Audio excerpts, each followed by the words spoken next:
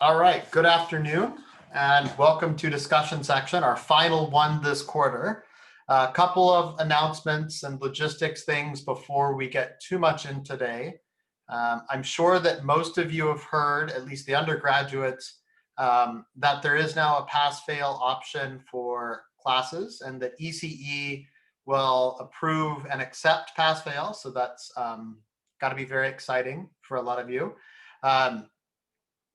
You can also change your grade in January, I believe, after grades are assigned. So you'll get to kind of go through this whole process. So we're the final holdout in terms of the UCs and allowed it eventually. So that's great news.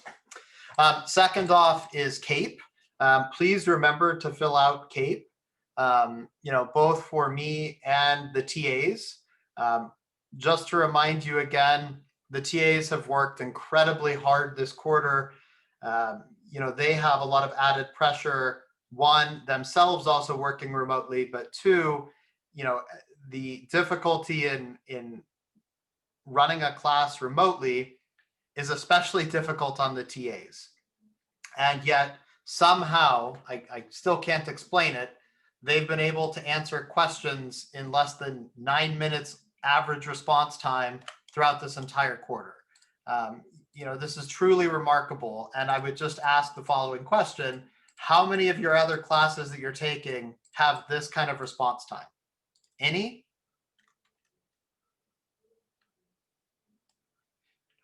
I'll take your silence as no. Please do reward the TAs. I've tried to nominate them both for TA awards. The department will look very carefully at your responses and your feedback. So please do fill out CAPE both for me and for the TAs. With respect to me, don't forget all of those really, really, really ridiculously nice things that you've been wanting to say all quarter. This is your chance. In less exciting news, we have a final next week. The final is next Wednesday at 11:30 a.m. until 2:30 p.m. The topics of the final will be everything that we've talked about this quarter. It will be comprehensive. It will cover all of the material. The format will be very, very similar to the midterm in terms of true-false questions, and then probably 4 follow-on kind of longer answer questions. The nice part is that despite being, roughly 3x longer in terms of time, the exam is not going to be 3x longer. It's going to be twice as long, essentially. So you should have plenty of time to work through things and not quite have the same time crunch that we had on the midterm. It will also be open note like the midterm, given that I think that's the only semi-fair way to do the final with everybody being online. There is a sample final that I posted online, and the answers will magically show up in roughly an hour, so you can go through. I would strongly recommend going through the final without looking at the answers, and then going and using the answers to check your solutions. As always, my solutions are going to underwhelm in the sense that they're not a cookbook and kind of step-by-step solutions. They're pretty pointed and direct. Any questions about the final or logistics? Are we going to be holding the final in more or less the same way as the midterm over Zoom/Canvas? Yeah.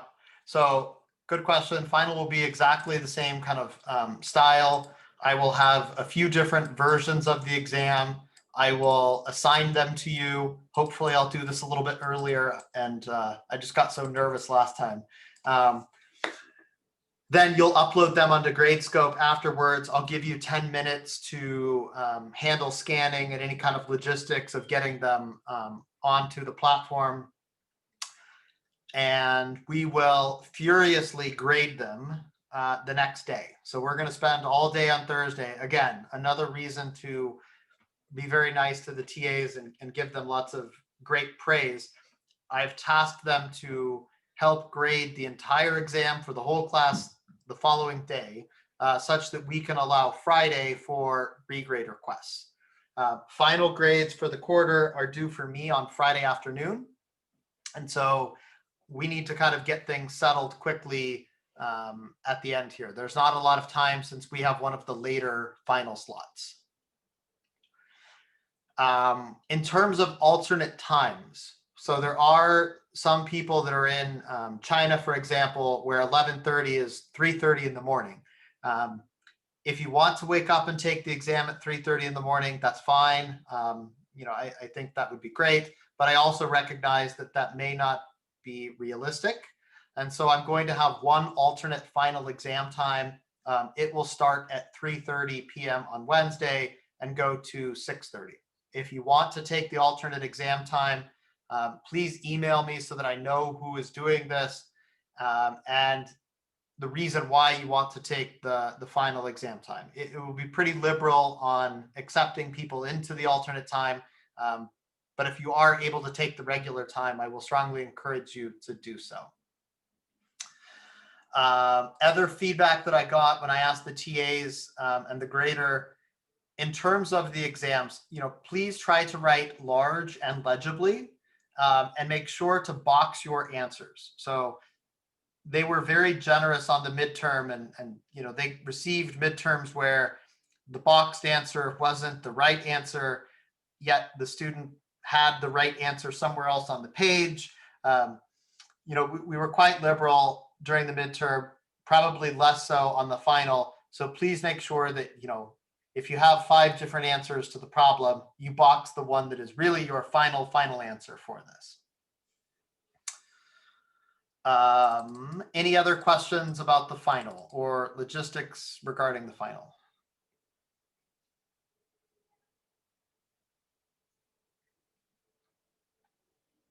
Okay. So there was one question that was brought up about homework 6 that I wanted to quickly address. There was a request for an extension on homework 6. And as I said on Piazza, I don't want to extend homework 6, and I'm not going to extend homework 6 because I don't think that it's actually in your best interest. And I'm not just saying that because that's easy for me. I really think that the problem is that if I extend homework 6, the exact same thing that's going to put us back into the situation by extending the project will happen again, is that it pushes out when you start studying for the final. And I think that at this point, you're better served submitting whatever you have already done on homework 6, getting those points and studying for the final. The final is worth far more points than the homework at this point in time. So you really should focus on the final, not on doing the homework. All right. So last thing that we'll talk about today is the project. So you guys just submitted the project on Sunday, very, very late. And we did not have a chance to grade them entirely yet, but I did go through many of the projects, and I have to say that I'm very impressed. There were a lot of really nice approaches to the project. We'll get to hear from some of your colleagues today. But overall, I think that you guys did a great job. Most of you, this is the first amplifier that you've designed that had more than a handful of transistors. And so I recognize that this was quite the daunting task, but it was really impressive. And I do look forward to reading all of the reports. And we will give you feedback, both positive and negative aspects of the project, to try to help you learn and improve as a designer. So everybody will get positive and everybody will get negative. In addition to that, I compiled the power dissipation of the project, and I posted this on Canvas. I'll just show you quickly here. You could see a pretty wide distribution. The lowest was, I believe, something like 240 microwatts. And then we had designs that were, roughly 10x larger than that. So quite a distribution in terms of power, with really no underlying distribution. Maybe it's somewhat binomial. I don't quite know there. But I think that what was more interesting is the approach that many different students took. And so what I did earlier this week was I asked 6 different groups if they would be willing to talk to you about how they did their design. I've generally found that in the past, students really enjoyed this. You get to see how other people, your colleagues in particular, approach the design problem, and what you might do differently in the future. If you are continuing on in analog circuit design, I promise you this is not the last amplifier that you will design. You will become very, very proficient at designing these, and so it's useful to see how other people approach the same problem. With that said, before we get into the project presentations, are there any questions that I can answer about the project or any of the other class? Because we'll kind of end with the project presentations here.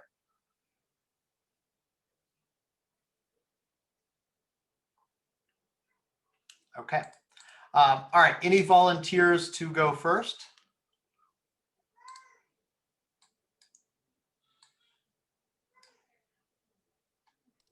I'll go first, Professor.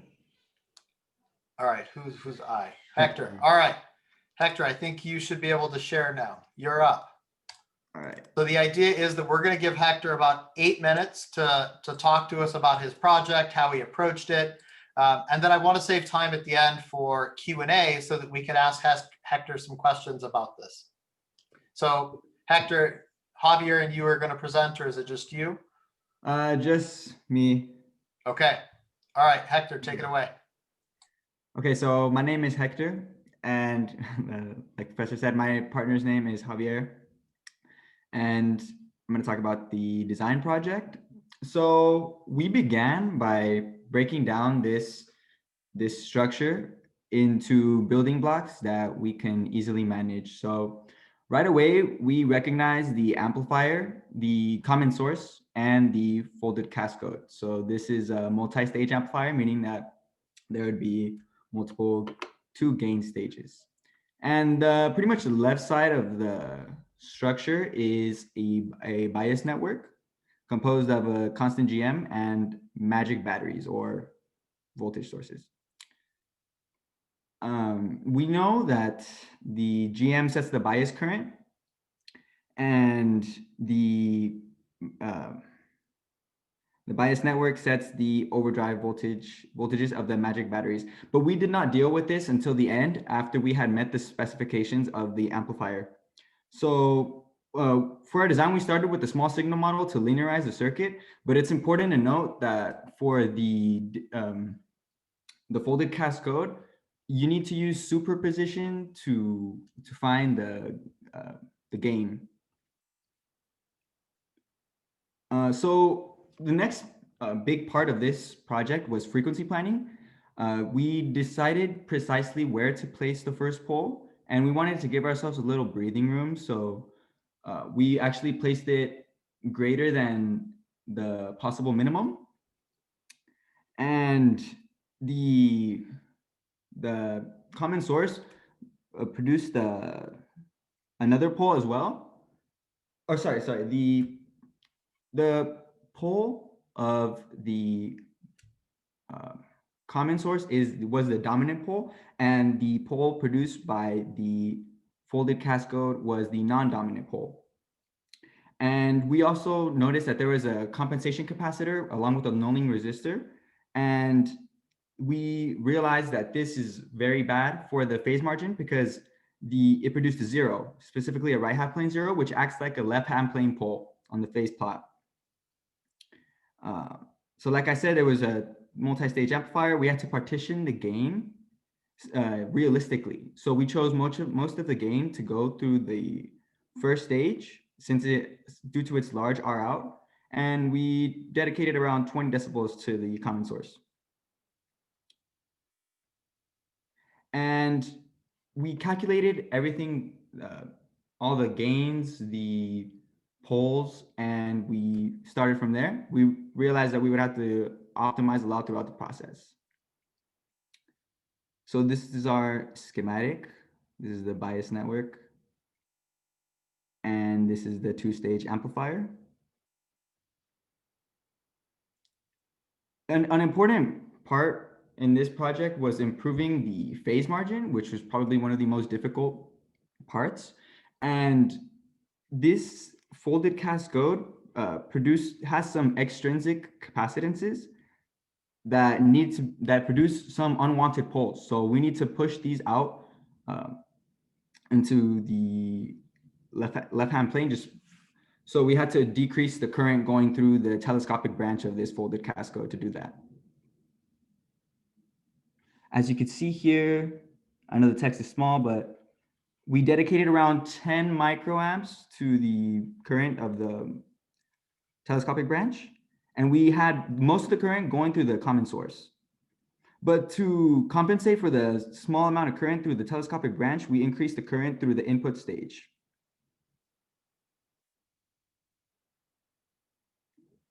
Okay. Perhaps the most difficult part of this project was getting our calculations to match our simulation values. But nevertheless, we did start with some approximations and some values. So we began with the gain bandwidth, which was 100 megahertz, and this allowed us to also set our pole simultaneously. So we calculated GM3, which relates to both of the gain bandwidth and the first pole. We actually assumed a value for the compensation capacitance, which we probably should not have done, but we did not find a way to do otherwise. Again, we assumed the first pole to be greater than the minimum value to give us some breathing room to change other knobs of the circuit, or in this case, it was a GM9 and the R1, R2 of the two stages. So then we set our second pole. Oh, this was a very important part too, because we decided that the second pole would be before the unity gain bandwidth to save power, because greater second pole would mean more current through the common source, which we did not want. There was something very interesting about this that I will get to later during the simulation analysis. And we did pole zero cancellation instead of sending the right half plane 0 to infinity, again, to save power. And we actually did not derive an expression for the 0, which we should have, as we did in homework 6. But we just used this expression of the nulling resistor to cancel the non-dominant pole. And as I said, for the phase margin, we decreased the current through the telescopic branch. And here, like I said, we did gain partitioning, and we decided for that current to be very small. Most of the current would be going through the common source stage, because of the second pole was fairly large, large enough to not mess with the first pole. Okay. So the bias network was fairly straightforward. My partner actually handled most of this, and I did the amplifier portion. But here are some calculations if you would like to see. Our actual values, simulated values, are very close to our calculations for the bias network. Oh, and when we integrated the two of them, because we began just with the amplifier, we actually got a different current than we wanted. And this did change some of our simulated outputs, but it was easily fixed with some optimization when we connected the bias network to the amplifier portion. So our power dissipated was our calculated was 1.17 milliwatts, but we actually got 2.223 milliwatts. Here are our calculated values versus our simulated values. As you can see, GM3 and GM9, probably the most important parameters, were quite off, about 70%. But we did meet all the other specs.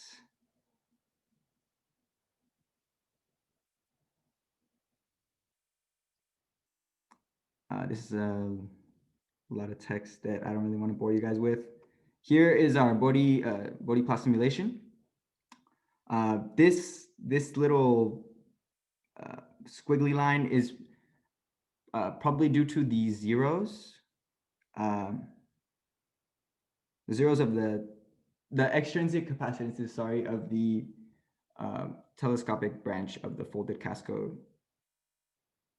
No, it's due to the pole. It's due to the misalignment of the pole zero cancellation. Ah, That's okay. why the phase dips down and then it shoots back up. You have a pole zero doublet there. Oh, I see. I see. Okay. Thank you. Oh, so one spec that we did not meet was the sweeping of the common mode input, and this was a very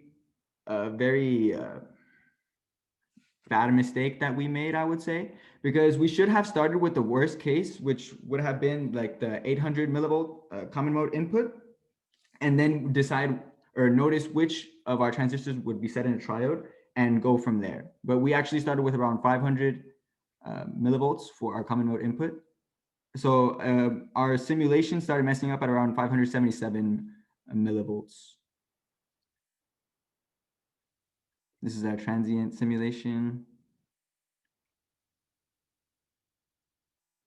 So like I said, we would have started with the 800 millivolt common mode input.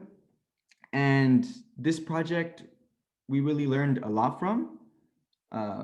We actually overlooked our hand calculations at times, and we would focus more on turning some of the knobs to either increase our first pole or just set the unity gain bandwidth without really taking into account the phase margin or gain margin at times.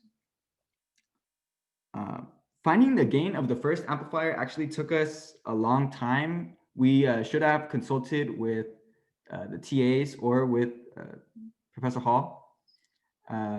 Using that superposition on the folded cascode was pretty tough.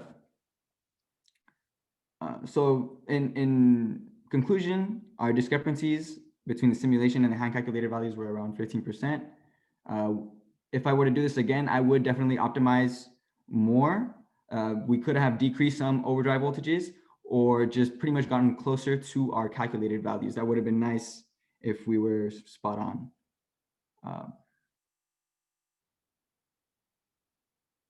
Oh yeah, we also set the W over L ratios of M1 and M2 to be the same in the beginning because I assumed that since they're both current mirrors, they would have to have the same ratios, which is actually false. A current mirror only has to have the same ratio as the transistor that it's mirroring to, not the same ratio as another transistor in its stack.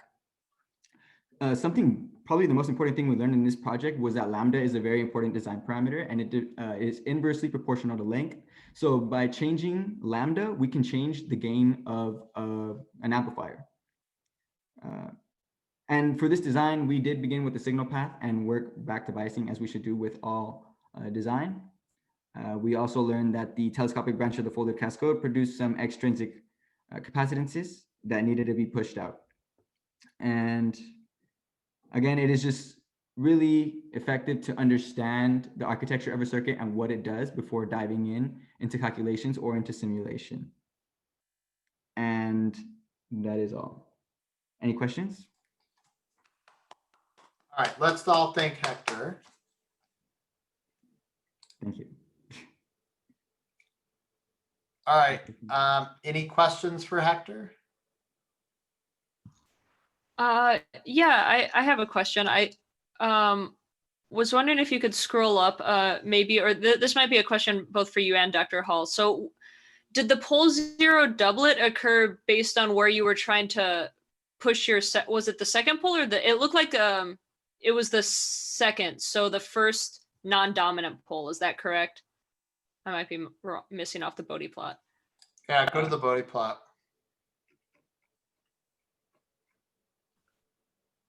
Yeah, yeah. So it looks like you're so it looks like it hits a pole, like the dominant pole that's going to hit your what I would assume to be the 3D bandwidth. It looks like it dips low enough, and then it hits almost a zero. It looks like, you know, kind of a slew of different things, which I know is something Tyler had mentioned. But is that pole zero doublet occurring due to like an omega 2 term that maybe you tried to cancel out, or is it just sort of happens to overlap with maybe one of the capacitances we didn't look at as much as like the telescopic intrinsic capacitances?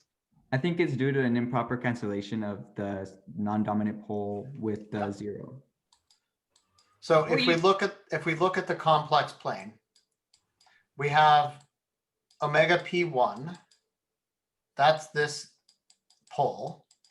Mhm, And then mhm. what's happening here is we hit omega P2, and instead of the 0 being on top of it, as we would like with pole 0 cancellation, the 0 is slightly off. The 0 is at a slightly higher frequency here. And so Gotcha. that's why the phase starts to dive down. And then all of a sudden it kicks back up very quickly. Mhm. Is because we're in frequency as we come through this, we're hitting the pole, comes down, and then that 0 all of a sudden is right there. So Is this is there- always the risk of pole 0 cancellation, is that you don't get the pole perfectly canceled. Would there be another 0 right here though? I drew that diagonal. It's not supposed to be because it looks like it starts to flatten out again. No, there's no 0 there. It's just that, I mean, there should be. What's happened is the phase has already gone through its 90 degrees for one pole. Oh, yes, this is the phase. That's right. Okay, yeah. That makes And sense. so it's more than a decade away in frequency, and so it should flatten out. And so it should I be. see. We're just starting to get to the second pole there. Gotcha. So then, Hector, you were trying to. Which formula did you use for your omega P2? Like, what type of pole did you try to cancel? Did you try to push like towards infinity, or did you try to cancel what would have been omega P2? No, we didn't push omega P2 to infinity. We did omega P2 equals GM9 over CL, I believe. That's the equation for the second pole. They're trying to cancel the output pole. Okay. All right. Yeah, the non-dominant. Cool. Oh, and a very interesting occurrence that we had was that the unity gain bandwidth was 133 mega, and the spec asked for 100 mega. But in our design, we placed the second pole before the unity gain bandwidth, and here the second pole, I think it finished at 110 mega. So it was still before the unity gain bandwidth, although it was after the unity gain bandwidth of the spec that was required. Just And- going to affect your phase margin. Mhm. Awesome. All right. Yeah, it's Any really cool. other quick questions for Hector? I think there's one in the chat. Yeah. So Alan's asking, is there another 0 at high frequency, and where's that coming from? There is. And I'll ask Hector if he can go back to his schematic real quick, and rather than put him on the spot, I'll answer it for him. It's from this. So you're getting a 0 from feeding back here, given that that's one path to the output.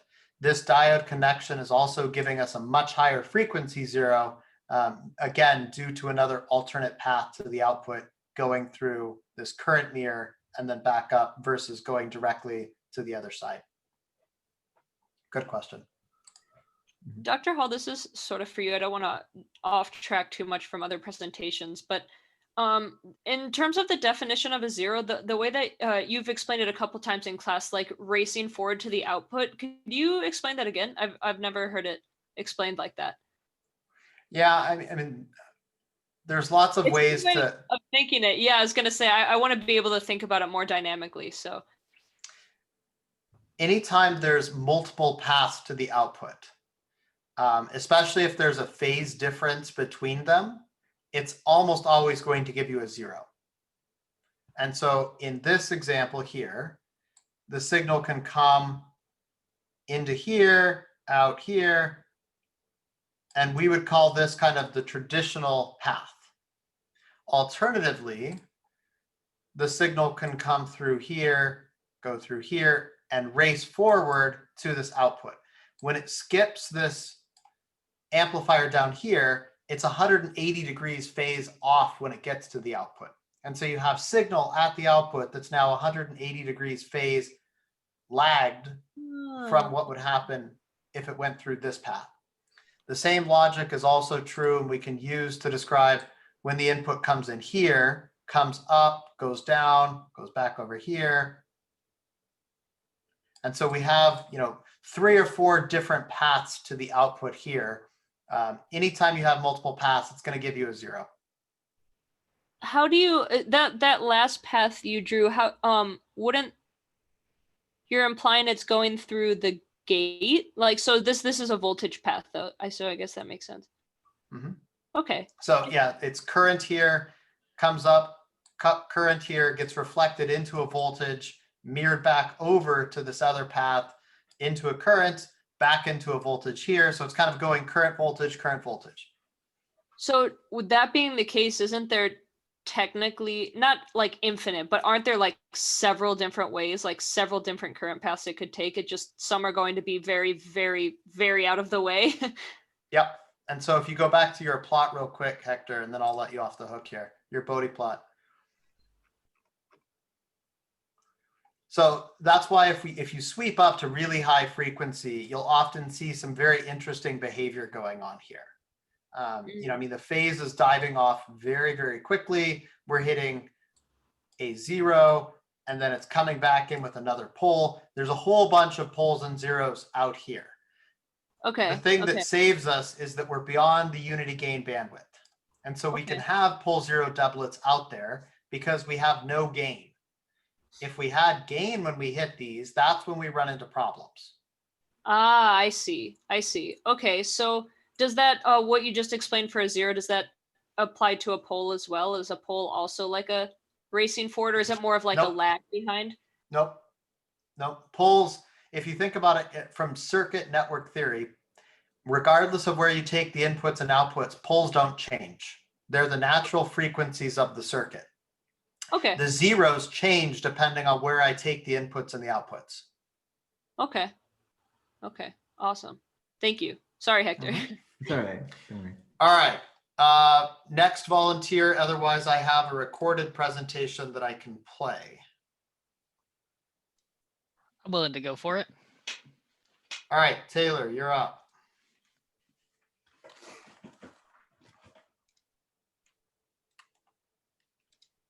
All right, hopefully this is sharing now.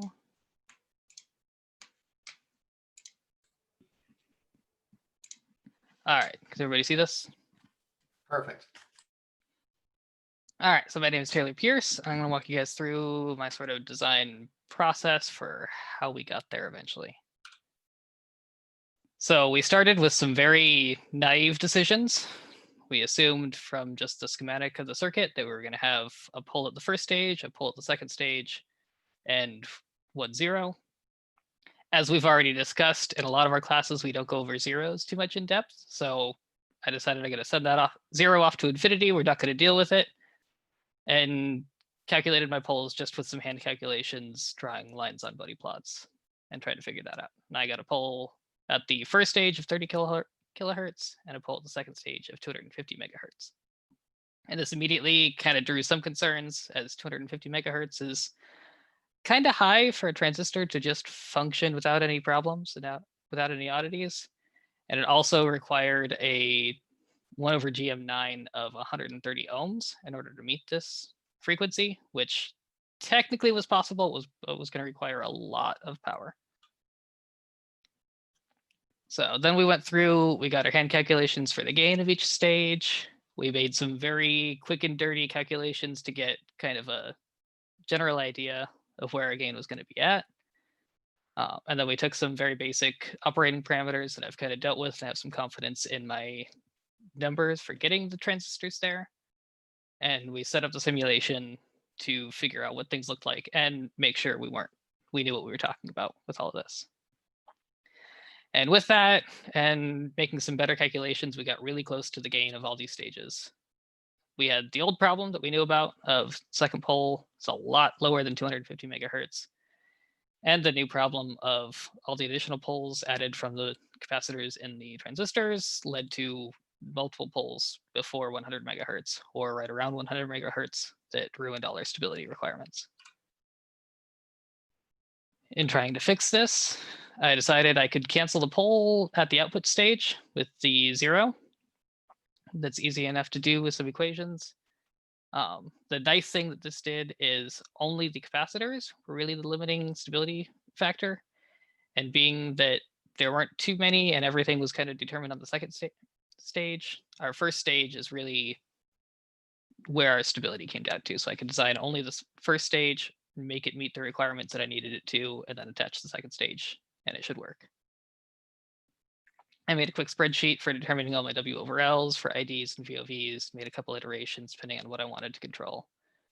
And then I also ran through a couple different operating points there just to get an idea of how I could divide my gain between the different stages, and left me with a pretty wide range of options there. So we identified our 2 poles as being approximately at these locations, or at least we assumed these were going to be our problematic poles. We made some calculations based on what these capacitor values would be at for a specific L. The capacitors and the R outs were both going to be contributing to our pole locations. We needed to minimize at least one of those, preferably both. The R outs were kind of hard to control, as it depends on a lot of different parameters, but the capacitors we had a lot of control over. So we minimized the size of the transistors as much as possible to minimize these capacitor values. With these operating points, I could bring the P-type transistors down to 0.18 micrometers. But the N-type devices, I had to go all the way up to 0.6 micrometers, as I had less than 1 W over Ls for these devices. And so we were getting close to the minimum value that I could plug in for the width of the devices. My capacitor values also gave me the parameter that I could feed in 10 times as much current through M7 as I was through M4 and 5. And that would give me a similar ratio between the capacitors and the resistors. And thus, these 2 poles would both be at approximately the same frequency. So with all these decisions, I had a lot less moving parts, so I could really finely tune one piece, and it should shove out everything else in the system. With these operating points, I still couldn't quite tune the system to be stable, or at least with the requirements that we needed. So I was able to reduce the current down to 1.4 microamps going through M4, and then multiplied in the other transistors. And this put M6 at the actual smallest width I could put in there. So I really couldn't reduce this current anymore. With some hand calculations, I estimated that the 2 stacked poles would need to go out to about 500 megahertz in order to meet the phase margin. Taking the values that I had and approximating what those frequencies would be, I got an average frequency of 781 megahertz at this operating point. And in simulation, it was somewhere around 675 megahertz. It was kind of hard to really distinguish that, but we did our best approximation. And we got a gain of 50 dB out of that first stage. Here's our Bodhi plot. So what I could do with this is I could just shift it up like I expected my second stage to do until I met this 30 kilohertz, 70 dB of gain slope. And that kind of gave me a perspective of what my phase margin should look like, what my gain margin should look like. And it's kind of confirmed that this should be stable. So then we adjusted the second stage. In some of the estimations I made, I realized that I didn't have a whole lot of knobs to tune on the second stage, since the VOVs were already set and the gain was mostly independent of the current I sent through that branch. But I did find that by increasing the length of the P-type transistor and decreasing the length of the N-type transistor, I could actually get a smaller VT in devices, or a larger VT in devices, and an effectively smaller VOV. So I wound up with these lengths for both my devices. And I also found that increasing the gain or increasing the current would slightly increase the gain. So I was able to double up these devices one more time to get a gain of 25 dB, which gave me enough wiggle room for my unity gain bandwidth at lower common mode frequency or lower common mode voltages. So I ended up with a total gain of 75 dB, which put my first pole at 20 kilohertz. I estimated the capacitor I would need to have after the mill multiplication on my first stage. Did some tuning to get it exactly where I wanted, and I ended up with a 150 femtofarad capacitor there. And then to cancel it, I used this equation and did a little bit of tuning. I got an RZ of 142 kilo ohms. And this put me at my final Bodhi plot, where you can see that I met my 70 dB 30 kilohertz cutoff frequency that I was looking for. And my phase was mostly where I expected it to, although we also have a lot more zeros and poles that start to happen out here at these higher frequencies. But other than that, we met all our requirements and everything looked mostly like we expected it to. And so my final values, I unit gain bandwidth of 105 megahertz, a low frequency gain of actually 76 dB, a phase margin of 67.8 degrees, and a gain margin of 15.3 dB, and total power consumption of about 130 microwatts. And my common mode actually worked all the way down to 0 volts and all the way up to 1.1 volts. So going outside of the required specs, we started to lose the unity gain bandwidth and some other parameters.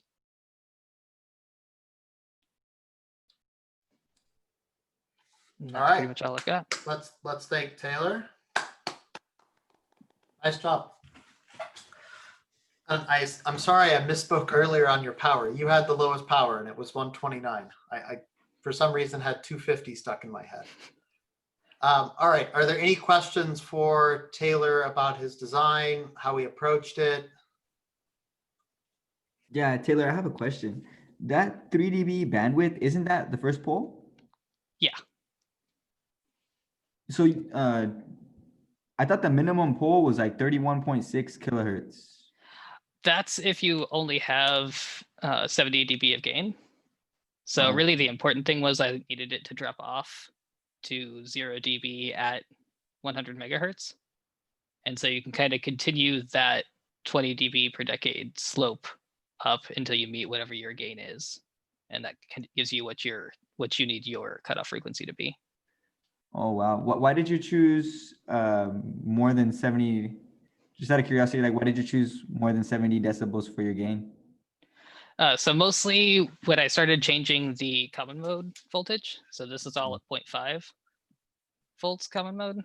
And when I went down to 0.2, it shifts everything to the left. And so I couldn't quite meet the unity gain bandwidth at 0.2 volts common mode. So I needed to shift it up a little bit, and mostly getting this gain helped me get there. Nice. Cool.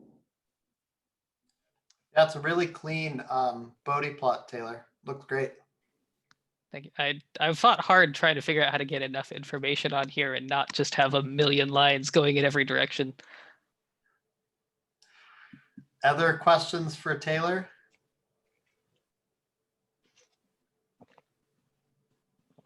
If not, I'll ask one. Taylor, how did you end up partitioning the gain between the two stages? You kind of showed a couple of different options, and given that you had the lowest power, I'm curious, how much did you put in the first stage and how much did you eventually put in the second stage?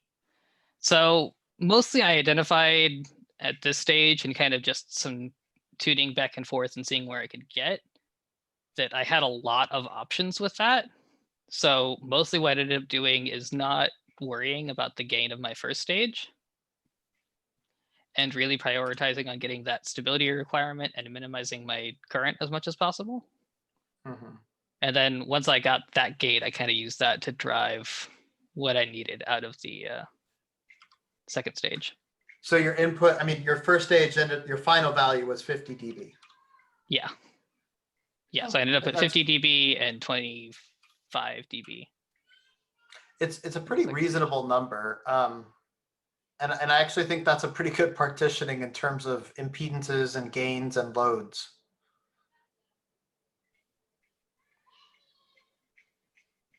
Yeah, Any so other? I also kind of just let some of these other limiting factors determine that, and then.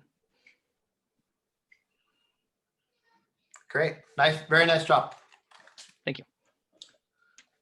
All right. How about for the next one? We do Hong and Chung Lam. See if I can do this. Are you guys on, Hong or Chung Lam? Yes, yeah, we are on. Do you want to play your video or do you want me to play your video? I think you can play the video. Okay. Let me know if the audio works. I've never done this, so Don't know if I'm going to do it right.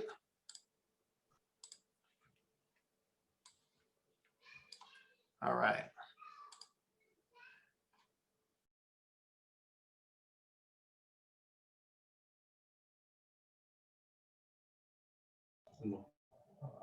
I think that audio is not on. Yeah, we yeah. This is what I was wondering, as if the audio was going to play if I hit mute. Let me try again. That's why I was trying to mime my question to you guys. All right, let's try it this way. Let me know if this works.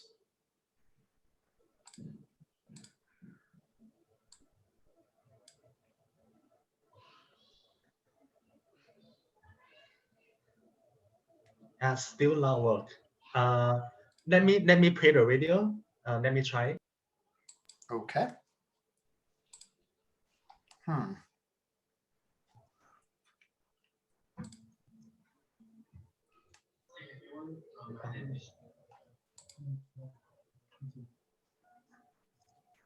I think you have to share your screen.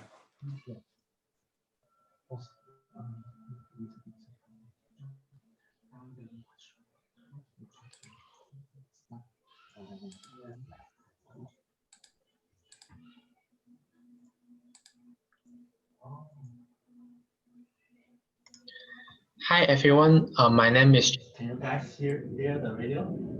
Chong Tong. My name is Hong Wen. Today we will present our design project.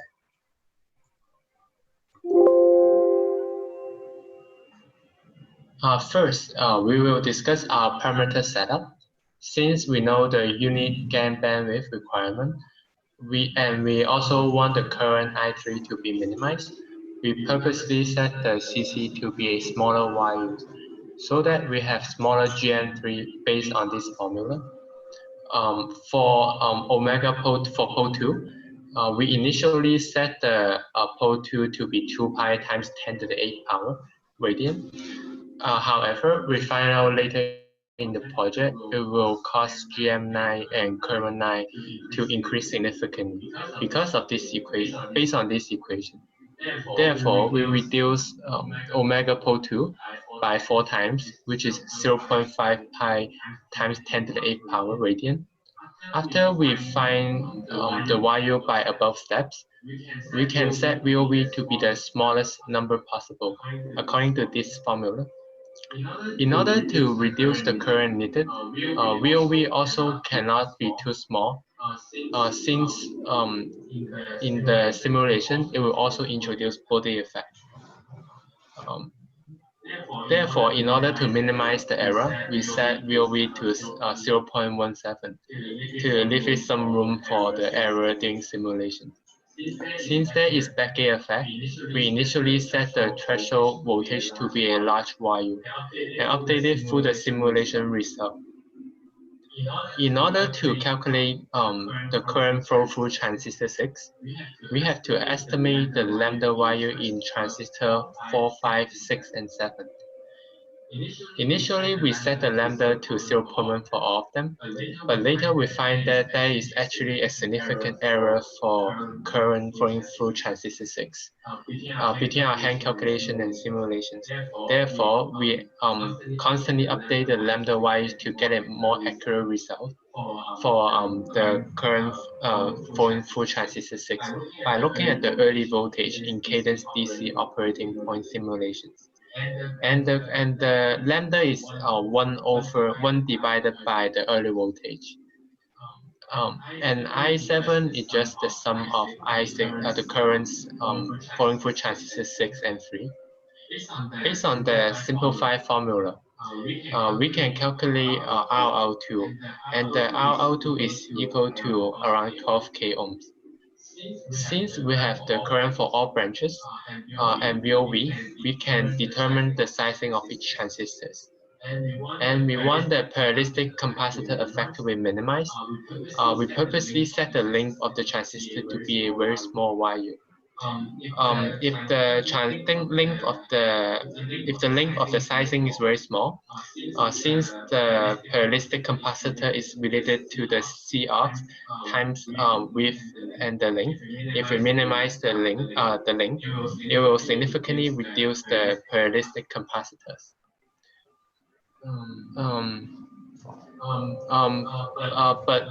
Since we purposely set the length of the transistor to be a very small value, we need to be careful that it will significantly increase the channel length modulation effect during the simulations. And after we set up our VOV, we can calculate the gate voltage, and then we also divide all the non-dominant pole and zero equation, and we find out the non-dominant pole is highly depend on the parasitic capacitance, but we set up our parasitic capacitance is very small. So right now in hand calculation, we just assume our non-dominant pole is very large, but we have to verify our assumption after simulation. And after simulation, we plug in all the parasitic value and to find out our non-dominant pole, and we find out our non-dominant pole is very large. So and it match our assumption. And if we assume we have a perfect pole zero cancellation, we can calculate our phase margin by omega P3 and omega P4. And in order to apply the pole zero cancellation topology, and we have to find out our resistor RZ, and by setting the zero equal to pole 2, we can calculate the resistor RZ is around 20,000 ohms. And for the biasing circuit, it is not so important to the power consumption. So we just follow the lecture law for this part. And at last, we calculate the power in our hand calculation is around 0.2 milliwatt. And after simulation, we find out there are some difference between our hand calculation and simulation result. So for GM3 and GM9, we did not consider the backgate effect in our hand calculation. And second, since we set transistor length very small, the channel length modulation effect is significant. So it will increase the current I3 and I9 so GM3 and GM9 also increase. And due to the increase of the current, the power also increase in our simulation. So the difference between the ECE gain AV is due to the RL. We have a larger RL2 and larger GM3, GM9 in our simulation result. So based on this, we have a very good estimate RL1 because but we have very poor estimate RL2 because the change of the GM9, and also we did not consider the lambda for RL2. So the difference between the dominant pole omega P1 and omega P1 in simulation is due to we have a very large DC gain in our simulation based on this equation. So when the omega P1 is very small in our hand calculation, we have to address our CC to increase our dominant pole so that we can increase the unity gain bandwidth. So after we change the CC, we also must change the resistor RC to apply the pole and pole zero cancellation topology. And at last, the phase margin difference is due to the estimate equation for non-dominant pole in our hand calculation. And so. And thank you for listening to our presentation. Thank you, everyone. Thank you. All right, thanks, guys. Appreciate you showing us your report. Any questions for that team? I have a question. They said they didn't consider the backgate effect, which may have produced some errors, but there was no backgate effect, right? There should have been. Because the source was always tied to the body. Not for the NMOS devices. For the NMOS devices, the body should have always been tied to VSS. Oh, that's right. Okay, that explains it. And you have an option in the differential pair in particular of where you want to tie the body. You know, you could tie it to the source or you could tie it to VDD. There's trade-offs in doing both of them. You probably, I mean, we didn't have a spec that would have motivated you to do one or the other, but there were options there.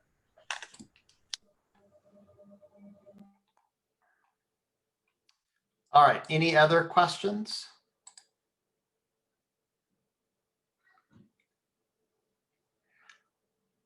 All right, anyone else presenting?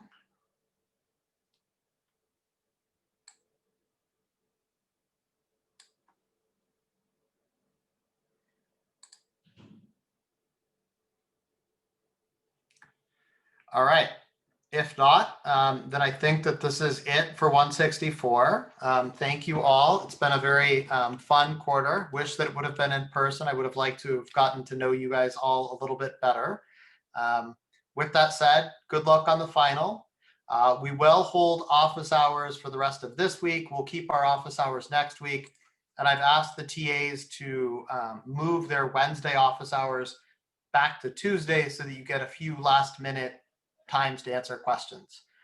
With that, please do go fill out CAPE for both the TAs and myself, and good luck on the final. Mate. Thank you, Professor. Mate. Bye. Thanks. Thank you, Professor. Hmm?